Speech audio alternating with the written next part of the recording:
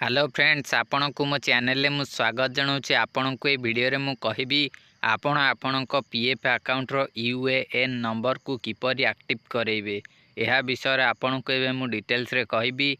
जदि आपण जानिया को चाहूचंती आपणकर मोबाइल माध्यम रे आपणकर यूएएन नंबर को एक्टिव करिया को चाहूचंती तेबे आपण वीडियो को आग को देखंतु और जानंतु आपणकर यूएएन नंबर किपरि एक्टिव करिवे।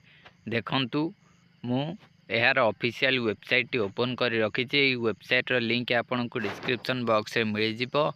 एटी आसी आपण प्रथम या डेस्कटॉप मोड करदेवे। डेस्कटॉप मोड कला पर आपण आगे ये इंटरफेस आसीजिवो। एभली देखिया को मिलिबो।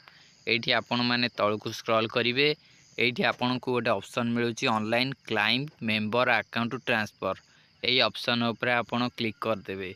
एठी क्लिक कला पर देखंतु कोन ऑप्शन आसुची। देखंतु एटी क्लिक कला पर एभली इंटरफेस टी आसीबो। आपण तळकु स्क्रॉल करिवे। तळकु स्क्रॉल कला पर एठी आपण माने देखिवे गोटे ऑप्शन लिखुथुबो यूएन नंबर एक्टिव करिया पई। देखंतु तळे एठी लिखिछि एक ऑप्शन देछि। विभिन्न प्रकार सब ऑप्शन देछि। एहा मध्य रे सेकंड नंबर रे लिखिछि एक्टिव यूएएन। एई ऑप्शन ऊपर आपण क्लिक कर देबे।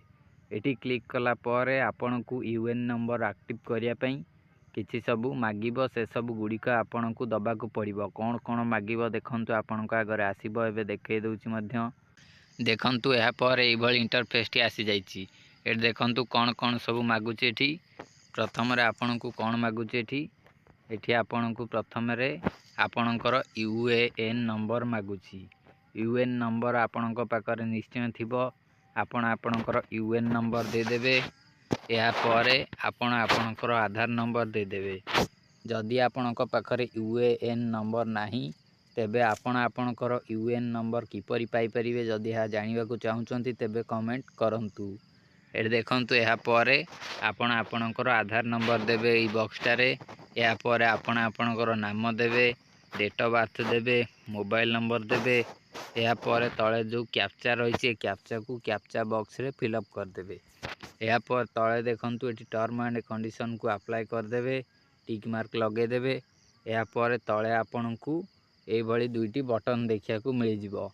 गोटे लेखा है गेट ऑथराइजेशन पिन। या पर रिसेट ऑप्शन गोटे रही। आपण ए गेट ऑथराइजेशन पिन ऑप्शन ऊपर क्लिक कर देबे। एटी क्लिक कला पर नेक्स्ट पेज टी आसी जिवो। सेठी आपन को ओटीपी दबा को पड़िबो। आपन जो मोबाइल नंबर देथिबे से मोबाइल नंबर रे ओटीपी दे देबे। आपन स्क्रीन ने देखि पारुथिबे। ओटीपी देला परे आपनकर UAN number T active successful होई जिवो बोली मेसेज आसीबो। ऊपर देखिया को मिल जिवो आपनकर यूएएन नंबर से तोळे एक्टिव होई जिवो। ओटीपी टी को देई सारला परे यूएएन नंबर टी एक्टिव होई जिवो। आपन को आउ किछि करिया को पड़िबो नाही। आपण स्क्रीनशॉट टी देखि पारुथिबे सामना रे आसुची। आपण एई भली माध्यम रे आपणकर यूएएन नंबर टी एक्टिव करि परिबे। जदि आपणकर यूएएन नंबर जानि नांती एहा किपरि पाइबे जानिया को चाहूचंती तेबे आपण कमेंट करि जणांतु। एहा ऊपर मध्य मु वीडियो करी आपण को जणे देबी।